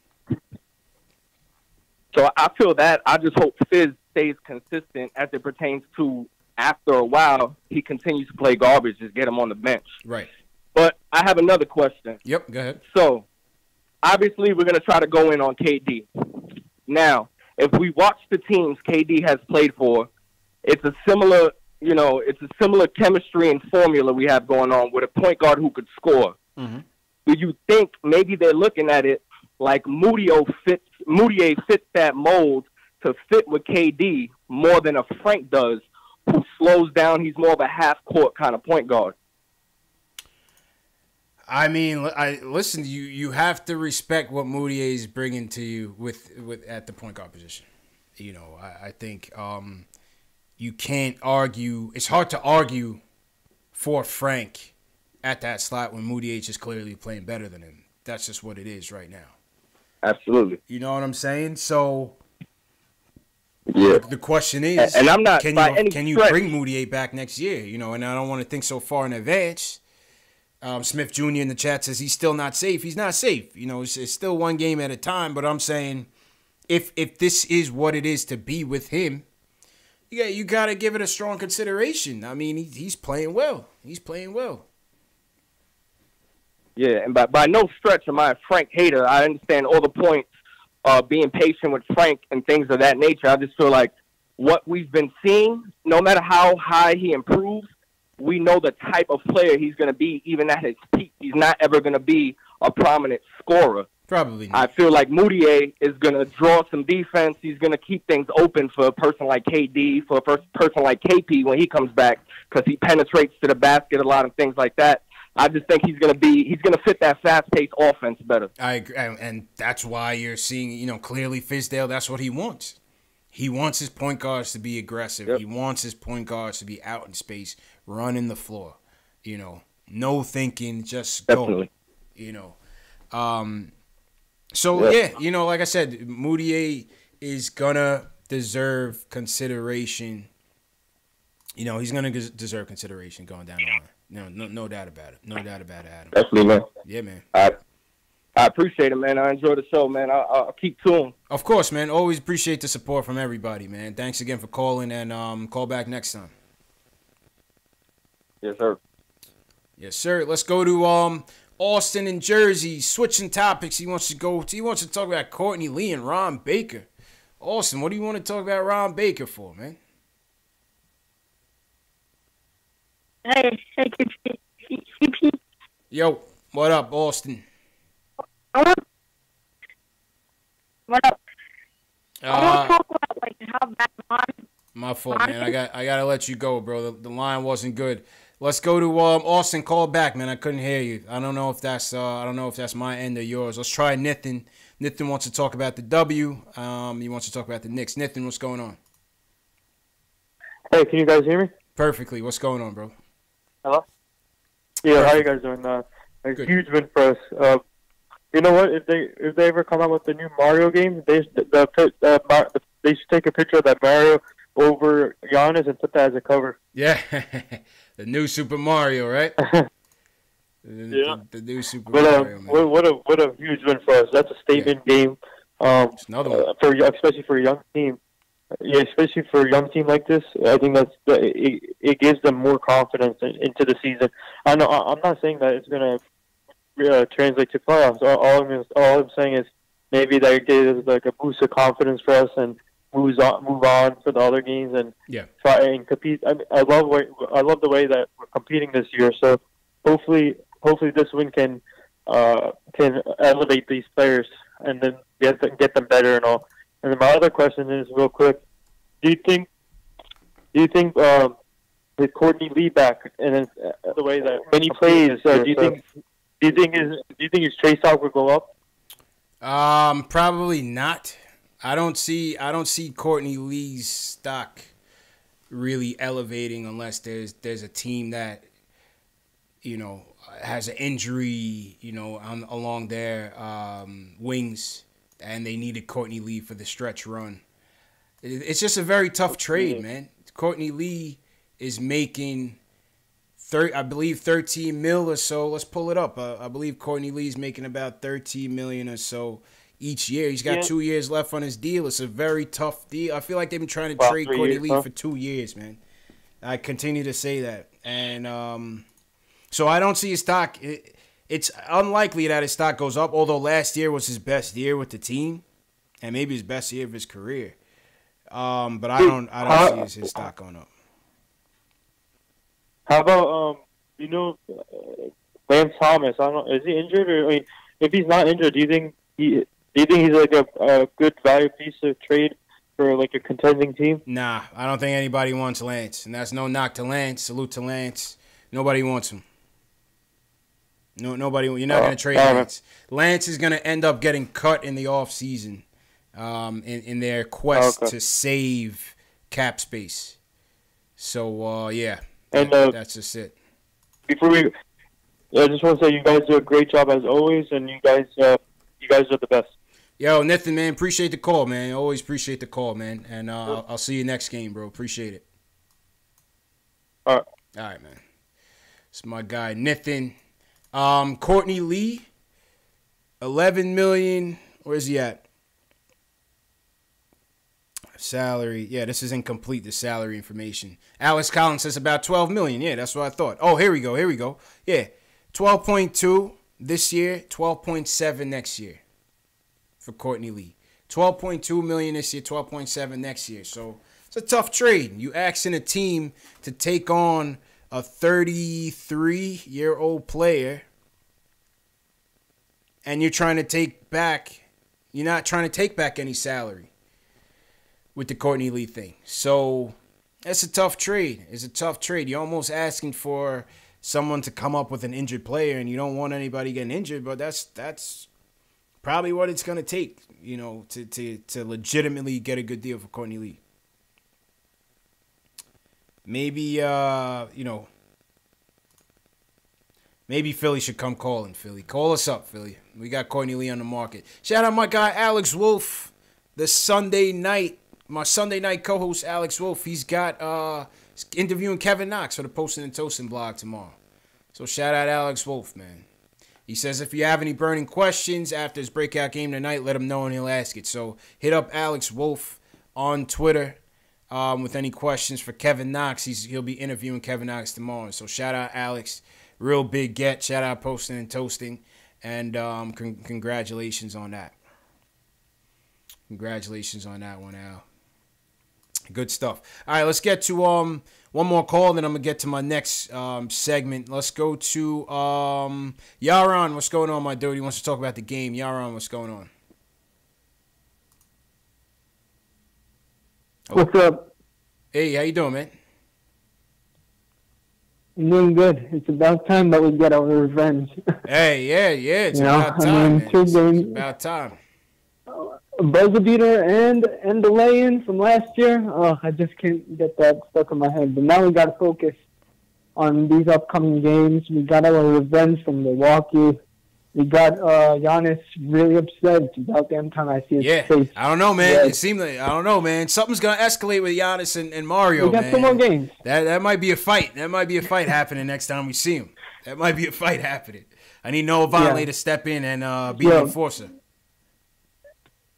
Yeah, but give credit to Emmanuel Mudiay. I mean, that guy saved our lives. I mean, I was shaken up. I was at a lounge right now, and I was like shaken up. It was unbelievable. I thought he wasn't going to make it because he never makes a shot like that. Yeah. Mudiay's has been clutch. God. You never thought Clutch and Mudiay go hand in hand, but Mudiay's been clutch, man. Say what you will. He's been clutch. He's been clutch. Yeah. Yeah, usually it's Timmy, but, I mean, Timmy would just, like, it would just go all over the place. But Frank got that win in. I was, you know, he's one of my top 10, and I agree with you. He is a number 10 as a scale from 1 to 10. Because I'll tell you something. He's been playing amazing with only 28 points. I mean, really? Yeah. Amazing. Yeah. No, absolutely, man. Absolutely, man. And appreciate the call, man. You know, like I said, and I've said it again and again, you know, Mudiay has earned it. Mudiay has earned the respect of the fan base. He's earned his playing time. He's been consistent. And that's what you like to see from Mudiay. Absolutely, that's what you like to see from Mudiay. So thanks for the call, Yaron. Always appreciate it. And yeah, man, happy Saturday, everybody out there. Subscribe to the channel. If you're watching right now, I see 300 people in the chat. If you're watching right now, hit that subscribe button. Hit that thumbs up for your boy. Very important. If you want to support the show, the best way is to subscribe, hit that thumbs up, and share it with other Knicks fans. If your brother, your sister, your friend, your cousin, your mom, your dad, this is a channel, this is a show that's open for everybody. I don't care what you look like, how old you are. I want all Knicks fans on this show. We break down the games. We do our play ratings. You just heard from a bunch of live callers. It's a fun experience, man. It's worldwide. We got people from all over the world in the chat, debating, talking Knicks, respectfully having fun with each other. So, yeah, man, like I said, always appreciate the support. My next topic is do you guys trust the process? You know, do you guys trust the process? This is a long season. You know, we have this win today against the Bucks, a great win. We had another great win last week against the Grizzlies, and last week we had 500 people in the chat, you know, cheering the Knicks on, talking about Fizdale, Mudiay's MVP. Are we going to the playoffs? You know, kind of embellish a little bit, but yeah, you know, that was the tone. Then we get washed in Detroit. Then we get washed in Philly. We get blown out in Philly. 55 chess game was going on, you know, and then it's trade this guy, get rid of Knox, he stinks, get rid of Frank. Well, the Frank stuff was always a, you know, there was always people anti-Frank, but. You know, where are you guys with this whole process? You know, it seems like, and I don't like to blanket the fan base with saying Knicks fans don't do this, Knicks fans don't do that, but it seems like from the tone of this week, it was a very negative tone about the process. It was very, you know, anti-coach. You know, the Mark Jackson people came out of the woodworks, like I told you about Fizdale. You know, get rid of Frank, trade Frank for you know, something. Get rid of Knox. You know, people saying, you know, I thought I'm seeing what Knox was when I feared us drafting him. You know, going back to it. We have to trust the process, man. We have to trust the process. This is a new thing. Look at the back of my wall, man. Look at the back of my wall. You got Patrick Ewing, all right? My man John Starks. Bernard King, that was 80s. Ewing and Starks, early 90s to the late. Right behind me, I got a poster of Camby, Sprewell, Houston. That was the last of the good Knicks teams, and we never rebuilt the team since then. That right there, in 2000, we traded Patrick Ewing. 2000. We in 2018 right now. And from 2000 to 2018, we never rebuilt the team properly. Never rebuilt the team properly. We had some young teams. That looked all right. Even those Isaiah teams that had Steph, Jamal Crawford, Eddie Curry. That was a nice little young team, but it wasn't built the right way. And then they just disintegrated. We had no leadership on that team. So it all fell apart. You know. Then they tried to get into, you know, the LeBron sweepstakes. We strike out. You guys know the history. Carmelo, Amari. Again, not built the right way. Chasing false dreams. Chasing false championships. So now we're at a point where we are legitimately, for right now, rebuilding this thing, right? We are drafting kids and we're saying we're going to keep these kids. We're going to bring in a young coach that's going to grow with these kids, right? Maybe we do try to go get a free agent next year, maybe. But at the end of the day, I say that you have to trust the process, man. A lot of you guys are just fearful of the unknown. We don't know where this is going to lead. I'm not saying that just because we build a team with young players that it's eventually going to turn into a championship. The NBA is the hardest sport to win a championship of all sports. We know that. It's the hardest sport to build a championship contender of any sport. It's a top-heavy league. You have to have that right combination of good players, good draft picks, combine that with some veteran free agents, or, you know, maybe you build a team. Look how that Miami Heat team was built. That team was built from scratch. Pat Riley was somehow lucky enough to get rid of everybody. And you had three friends, three of the top 10 players in the league at the time, say we're going to sacrifice ourselves, sacrifice our dollars, and come together to win a championship. And that's what they did in Miami. Look at what Kevin Durant did in Golden State. He went on a team, an already championship contender, and went over there. They have 4 All-NBA players on that team. And they're building their dynasty there.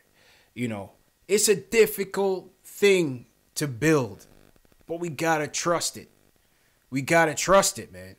I remember you people, not you people, but some of you people were tight when they traded Trevor Ariza. Remember Trevor Ariza when he was here? He was an 18-year-old kid, blah, blah, blah, out of, UCLA. He had all the promise, this, that, and the third.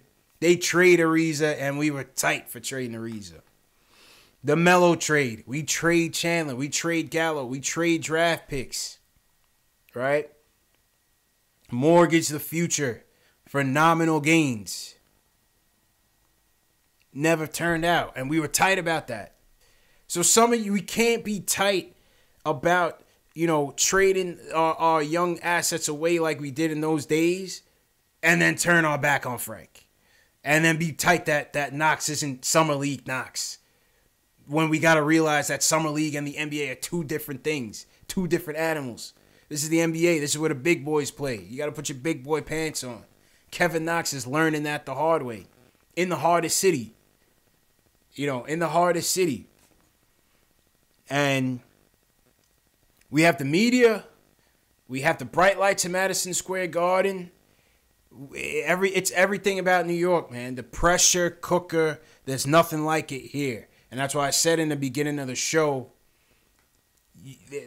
everybody doesn't succeed here. It's not just about, we've seen in any sport, we've seen guys that were the stars of their team come to New York and melt because they couldn't handle the pressure.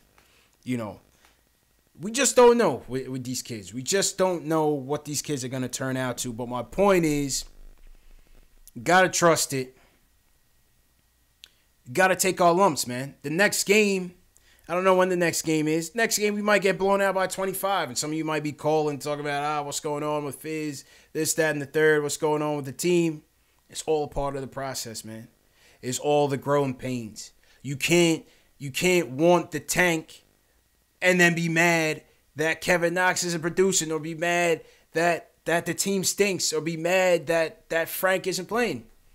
Because if you really want that top draft pick, if you really want Zion, then that means you're going to have games like you had in Philly. You're going to have games like you had in Detroit. You're going to have those bad games. Because in order to get those top picks, in order to get in the bottom 3 of the lottery, you're going to have to look like a terrible team. Look at the Hawks. Terrible team. Look at what Phoenix is doing. Terrible team. Look at the Wizards. Wizards tank is going crazy. Terrible team. So, it's a process, man. It is a process, and we can't panic after every game. I still want to talk about the game. I want to talk about the good things. I want to talk about the bad things, who played well. I want to do the play ratings and all of that, but we can't panic at the first sign of adversity because we have to understand that we don't have Porzingis. You know, a lot of these guys, we barely seen a Frank, a Porzingis, and a Timmy on the court. We've never seen a Porzingis with Money Mitch. What if they bring back Vonleh next year and Porzingis, a Frank and Porzingis with a Timmy? We haven't seen that. We haven't seen what it looks like if you have a Frank, a Timmy, and a Mitch out there clogging passing lanes with the defense, how that can lead to easy buckets on the offensive end and just make the whole team better. You know what I'm saying? So that's all. That's my little diatribe for tonight. That's me on my soapbox. But yeah, this week was just like we came off of that win against Milwaukee, against the Grizzlies, coming off a high, and we had 2 bad losses, and it was just like everybody was just ready to, abandon the tank. I mean, not the tank, but abandon, what was going on in the process. And I hate to, steal from Joel Embiid, but you got to trust it. You got to trust it, man. So that's all I want to say, man. Do you trust the process, or are you still skeptical? Let me know what you guys think. Let me know what you think in the comments. I'm going to go back to the phones. Reg in the Bronx wants to talk about Frank and Knox. What's going on, Reg? What's going on, CP? This is Reg. I done kicked it with you before about Frank.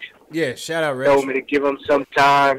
I told you I'm not really feeling that point guard, but I'm gonna tell you straight up. I think Frank plays a major part in where we're gonna go. He's just not at the point guard spot, and I think that what we need to do is we need to make sure that he understands that he's gonna be a 3-and-D player. And I'm gonna keep it a buck. He want to be Dotson right now. That's who Frank want to be. Frank want to be Dotson right now. He want to play hard defense. He want to be able to make a play sometimes, but he want to be consistently hitting that open 3. He ain't. He can't. He's not prepared and ready to run an offense right now.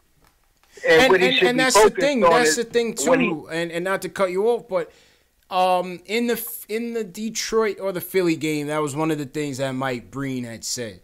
And, a lot of people want to see these kids throw them in the fire, but it has to be at a balance, right? I want to see Frank, thrown in the fire at the point guard just to see what he is, but I also agree that there has to be a balance where you say, are we hurting this kid by not, sitting him down and really coaching him and slowing things down a little bit, because he's clearly...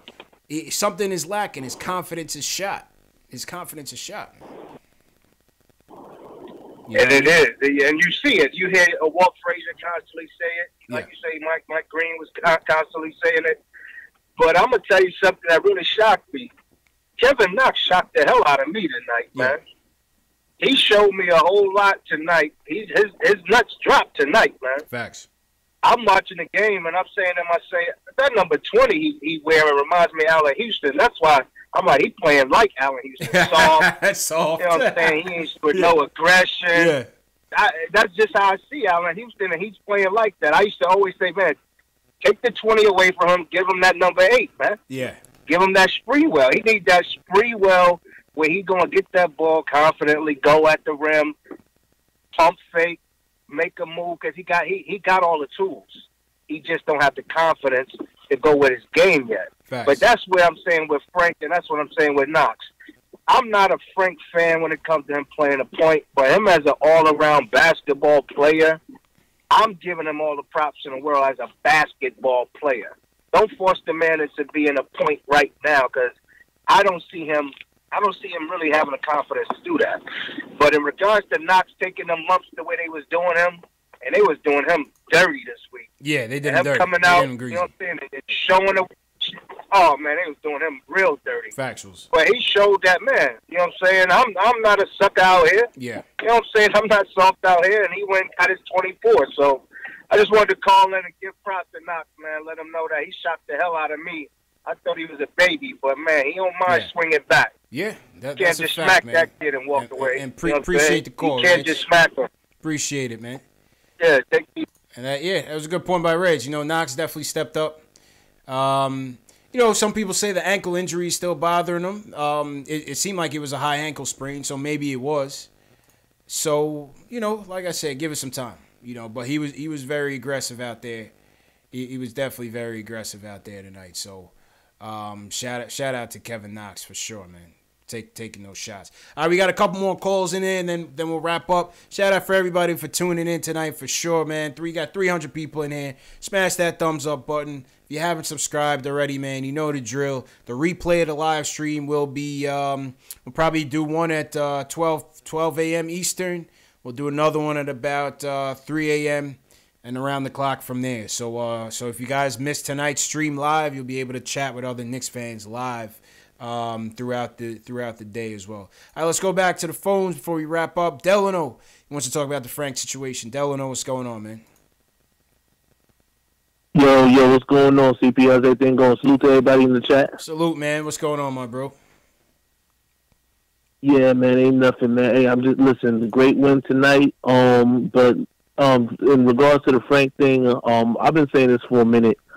Frank is a good wing player. He's a versatile wing player. I don't see him at the point guard position. And again, I think the reason, and I'll reiterate this point because I've made this a couple of times. The reason that people don't like Ntilikina is because that is a definite Phil pick. Phil Jackson is the one that was hyping up the whole point guard and, you know, all this for the triangle offense. And my biggest thing with that whole situation is if you want to be on the floor so bad, if you want to see this triangle, you should have been here as the coach. You in here as the president of basketball operations. Yeah. Your job is not to be out here trying to dictate how we run the offense. And that's probably why they threw his ass out of the window so quickly, like Jazzy Jeff and Fresh Prince right after the draft. Like, get this guy out of here, man. Absolutely. Send this guy back to Montana because this guy's losing it. Yeah, you know, him and Joe Kinoa, you know what I'm saying, on the bench. God bless. God bless. You know what I'm saying? But yeah, but you know, but overall, like I said, you know, with everything, you know, honestly, you know, I love being right. You know, to be honest, I love being right. I've been telling everybody about Vonleh since the signing. I said this kid is gonna pan out, and we need to re-sign him once his contract runs out next year. Because I looked at, you know, again, and I've been, you know, I'm in NC, so I watch a lot of the Hornets games and stuff like that. Okay. And I've been watching this kid ball out. He's basically a great value version of Chris Bosh, and it's hard to see it now. You know what I'm saying? But his skill set is very much like Chris Bosh. Or maybe you can see a little bit of Chris Bosh's game now in Vonleh. You know what I'm saying? He's able to spread the floor, hitting, you know, perimeter shots. He can, you know, block shots and all that stuff. He plays, you know, decent defense, rebounds well. He just needs to tighten up a little bit, you know, in that regard. You know what I'm saying? He's not, you know, all-star material, but, you know, you can see a little bit of that game in there, you know. Mudiay, again, he could be the point guard of the future. The way he's playing, I would definitely consider another contract for him, maybe a 2-year deal, you know, one with the player option it's gonna be at tough. the second year or something like that. You might only get one. I don't know. It really depends on how they want to attack the free agency. You know, if they strike out on KD and Kawhi Leonard, where are they gonna go? You know, are they just gonna say, all right, to hell with it? We'll you know, that cap, you know, is gonna be sensitive. You got even Greek Freak is gonna be available maybe the year or two after that. So it's gonna be interesting to see how they play it out. I don't know. I really don't know. You know, I really don't know. You know what I'm saying? But appreciate the call though, Delano. All right, let's go to before I get to my fan Q&A. Kevin. Let's close the show out with Kevin. He wants to talk about the energy of the team tonight. Kevin, what's going on, man? Hey, what's going on, CP? Big fan of the show. Appreciate it, brother. How you doing? Good, good. I just wanted to say, I think people forget, like, this is the youngest team in the league. Youngest team in the league. It's like Fizz is trying to teach them how to be consistent and play hard. I think with all these young guys that you mentioned in here, they don't know how that you got to play hard. It ain't really always all about the talent. Like, you got to play hard every night to beat these good teams night in, night out. Knox learning, you can't be lollygagging and think New York, of all places, not going to call you out when they see it. We see it. They learning. We see you play. It's all y'all about, learn. And for Frank, I know y'all done beat, and I know y'all beat the Frank thing to nauseam. One thing I wanted to say, I wonder if he need to do the Trey Burke playground tour. Like, he need to see how dudes or guards play in the city. Yeah. And he need to play like he don't care. He need to play. This is not Europe. This New York. We gonna expect a whole different thing of you based on just the guards who come out the city. Got to be a pit bull. And then being the point guard of the Knicks. That's a whole nother thing. Yeah. Gotta have that mentality, man. I totally agree with you. And appreciate the call, Kev. I just gotta get to the Q&As and then wrap up. Appreciate the call. All right, cool. You gotta have that bull in you, and Frank will learn that, man. Frank will learn that. You see, I posted that tweet. I showed you guys that tweet from inside the locker room, and it looks like Timmy came to his rescue, man. Looks like the reporters are ready to prowl on him in terms of the DMP. And Timmy kind of backed him off a little bit. So shout out to Timmy for being a leader. Stephen Humphrey, appreciate you. Shout out Timmy for being a leader and, sticking up for his guy, man. It's a tough time. Timmy knows. Timmy knows what it was like. Timmy knows what it was like, being that rookie and being under that spotlight. And Timmy still is. But Timmy seems to have a bit more thick skin and can handle it. We don't know what Frank's psyche is right now in terms of handling all this criticism. Hopefully he's not reading Twitter. Hopefully he's watching the show, though. Shout out Frank. If you watch the show, shout out Frank, man. We certainly know.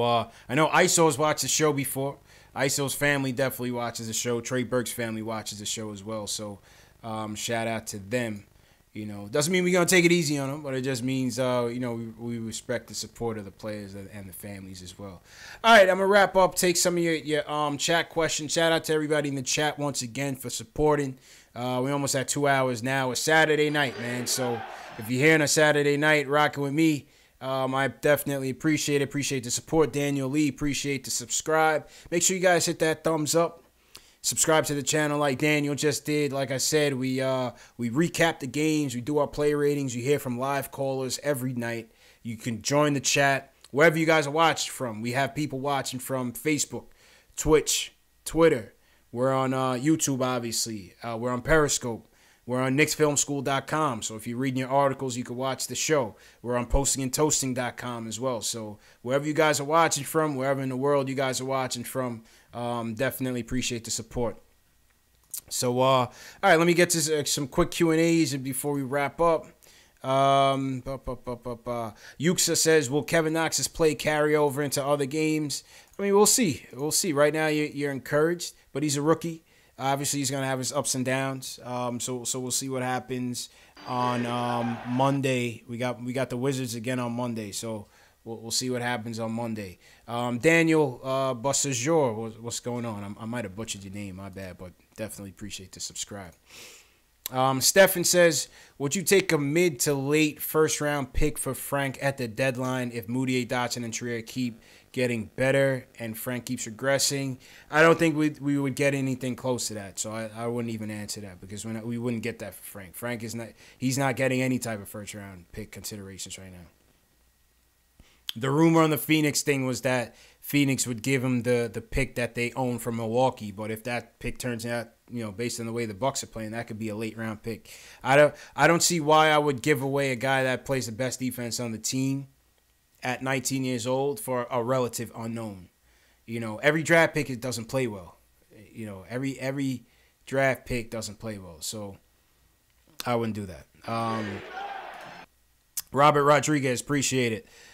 Illmatic says, not really a question. He said, Fizz has sat all his guards for a few games. It's not that big of a deal. Yeah, it seems so. You know, Fizz is going to evaluate every player. With 25 games in, let's see what happens going forward before we can really pass judgment on the rotations. Mateo914 says, do you think Frank would benefit from a stint in the G League? I'm a huge Frank fan, but I'm not totally against it. Work for Timmy in ATL. Actually, yes, I do think, based on how these rotations are going, based on the fact that you have Courtney Lee coming back, throw Frank and Westchester at the point and see what's going on, you know? Let him and John Jenkins run in the backcourt and see what's going on. Let him practice at the one and see what happens. It couldn't hurt. It couldn't hurt. James Moss says, do we think we trade Timmy before the deadline? The only way they trade Timmy is if they know for sure that they have a shot at a KD and another free agent, like a Kyrie Irving. Let's say hell freezes over. If in order to net those two, or in order to net two max players, you're going to have to put Tim Hardaway Jr. in a trade. Remember that Tim Hardaway Jr. has a 15% trade kicker. Anybody trading for him is going to have to pay him that bump up in salary. So that's not likely. That's not likely. So Timmy's here to stay, in my opinion. Roniel Moody says, what do you think Dotson's ceiling is as a basketball player? I don't know. I'm not sure. All I know is that I know that when this team becomes a good team, Damian Dotson is going to be a significant rotation piece. I think he's a role player. I don't see him being a star or, you know, all-star in the making. I think he's going to be a role player, and I think he's going to be solid. Once you put some real solid talent around him, Dotson's going to be, forget about it, man. Dotson's going to be good for us. I don't know what his ceiling's going to be. Let me think about that. I'll get back to you guys on that one. What do you guys think in the chat? What's Dotson's ceiling, if you haven't answered it already? Kenyon Chapman says, is Frank sitting because of the eventual return of Courtney Lee? No, I don't think so. I don't see that. Louis Leon says, would you trade Frank and Courtney Lee for a top 10 pick? What about top 5? We wouldn't get anywhere near that, so that's null and void. That's null and void. Ace Bezel says, how you feel about Greek Freak saying he's gonna punch Mario in the nuts? I think that's a beef waiting to happen. That's a beef that's gonna spill over next time we see them. Next time we see them is Christmas Day. Christmas Day, it might go down. It might go down on Christmas Day for real. I don't know, man. I can't. Mario Hezonja better be ready to back up all that talk. Mario was talking that tough guy talk. You know, Mario was talking that tough guy talk. What else? Scottie Pippen on ESPN said Knicks. Oh, nice. Somebody, Easy Win says Scottie said Knicks are the best choice for KD. On nights like this, feels like this is the best choice for him to go to. I mean, listen, any team that he goes to that's not Golden State, he's going to be going to a less than optimal situation. You know, so it all depends on what KD's motivation is. I don't think our play or what our record is will dictate whether he's going to come here or not. I think just like LeBron went to LA, regardless of what they did last year, if KD's going to come here, his mind is going to be made up and he's going to come here. I just don't see it happening. But maybe. All right. Logan Shea says, with Hardaway putting up borderline all-star numbers and really proving a lot of haters wrong. That said, he couldn't handle the scoring load and wasn't worth the money. I lost this. Hold on. Logan had a lengthy thing. Logan Shea says, he's increased his value a lot in my eyes. I know how much he means to this team, and not only as a scorer, but also as a leader and a role model. However, would you be open to trading Hardaway to free up a lot more cap space and maybe land in the first round in the process? It's hard a decision for me, so I just wanted to know your opinion. If I knew that I was gonna get two players that colluded together to come to the Knicks, and those two players were like Kevin Durant and Klay, Kevin and Kyrie, I'd take Kevin and Kemba. Yeah, I probably would trade Timmy. I probably would, you know, because if we're gonna bet in the lottery, hey, you know, I probably would. But I do think he's gonna make the All-Star team this year, and we should We should be voting for Timmy as soon as the opportunity presents itself. Lord Scientist, I see you, man. I'm trying to get to you, man. I'm trying to get to you. 2 more questions. Marcus Bias says, how did Trier do in his stint at point guard off the bench tonight? You know what? ISO still had like 5 dimes tonight. It was still clunky. You know, he's not a natural point guard, but you know, James Harden wasn't really either, and he's playing it, and he's playing it well. So I wouldn't, you know, I wouldn't cancel ISO out as a point guard of the future. I just say right now it's just not really a great fit for him. But I like ISO. Shout out ISO. And check out, if you guys haven't checked out the interview with ISO Zoe on Thursday with Russ Bankston. ISO talks about his love as a sneakerhead, life in the NBA. Check it out. It's in the top hand right of the video, and it's also on my YouTube channel as well in the video catalog. So check out ISO's interview with Russ Bankston. And he had a lot to say. It was a fun night. It was a fun night. League of Thieves says, who would be your starting 5 if KP was back with the current squad? Based on how everybody's playing now, I would have to go Mudiay at the 1, Timmy at the 2, Dotson, or Knox. KP, Mitch,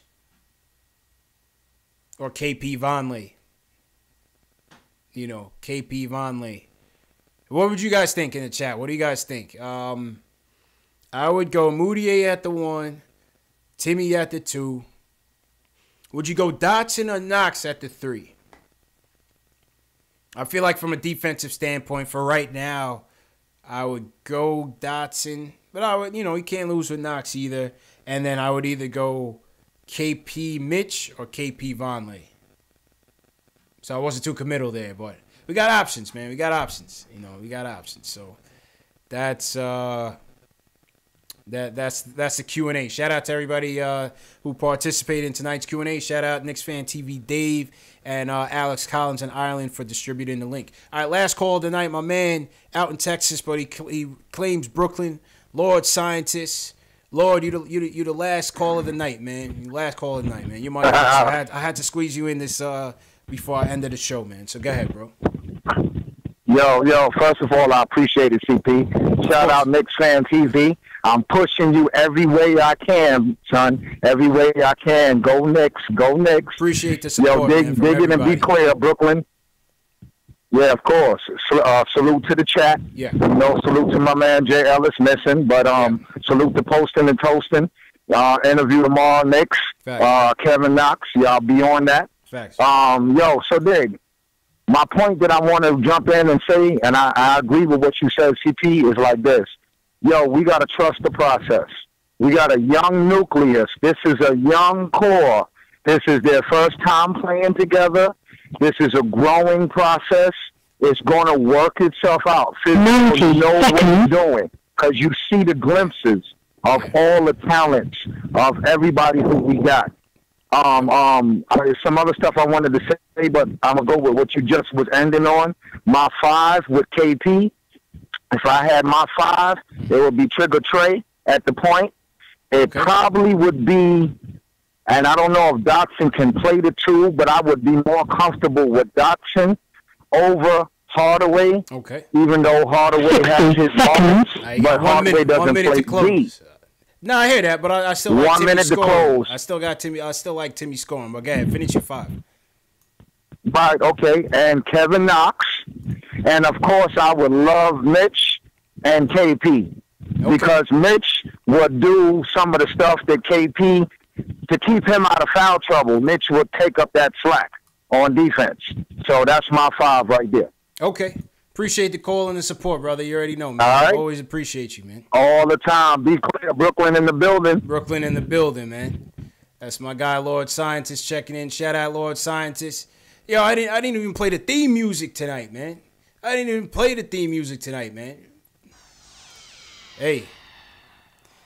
First and foremost, 10 seconds. Let me close out my shout out to everybody that called in tonight, man. Had a ton of calls. KnicksFanTV Dave, appreciate you for setting that up as usual, taking the calls.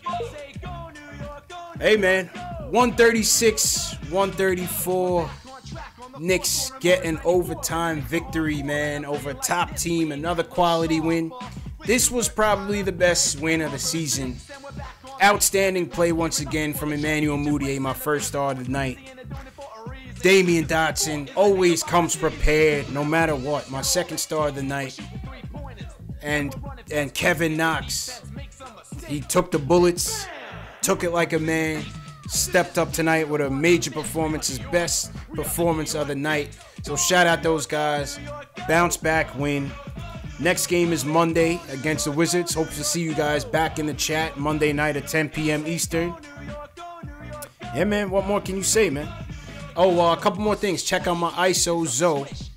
Check out my ISO Zoe interview, which is out on the channel as well. The ISO Zoe interview. And tomorrow night, 8 p.m., I will be releasing the quarter season report. That's featuring Jonathan Macri of the Knicks Film School, Alex Wolf for Posting and Toasting, and Terry from the Terry and Trey Show. We take a look at the season. We break it down so far, the good, the bad, and the ugly. I'm going to be premiering it on YouTube. So you guys jump back into the YouTube chat and you can chat along with the video. And, you know, you can let us know your thoughts. So once again, man, appreciate everybody's support. Smash that thumbs up button if you haven't already. Subscribe to the channels if you haven't already. Follow me on social media, Facebook, Instagram, Twitter, KnicksFanTV. You can easily find me, man. I'm always there, always talking Knicks. Let's go Deontay Wilder tonight. Who you guys got in the Wilder fight? Let's go Deontay Wilder. That's my guy. Tough loss for the Georgia Bulldogs, but Bama's that squad, man. But the Knicks are that squad for tonight, man. Like I said, 136, 134. Shout out to everybody for watching, wherever you're calling in from. Charles Lassett, appreciate you. Will Cushman, Smith Jr., 0.5. We bleed orange and blue, always appreciate it. The Shooter, always in here.